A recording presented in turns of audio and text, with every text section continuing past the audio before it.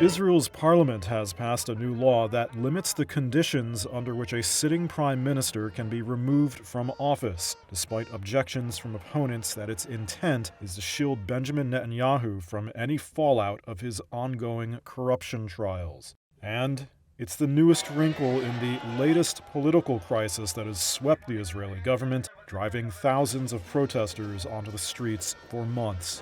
These are scenes from some of those protests on Thursday, declared a day of shutdown by its organizers, which included roadblocks, clashes with police, arrests, and this massive Israeli flag hung on Jerusalem's city walls. Let our people go!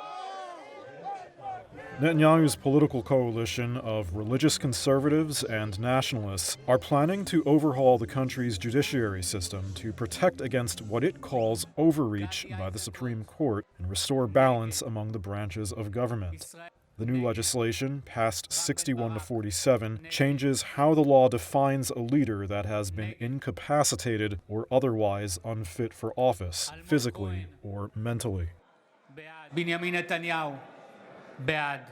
According to the Israel Democracy Institute, a think tank in Jerusalem, the previous wording of the law would have left the prime minister vulnerable to being labeled unfit by the attorney general if the attorney general deemed that Netanyahu was attempting to stop his 3 corruption cases.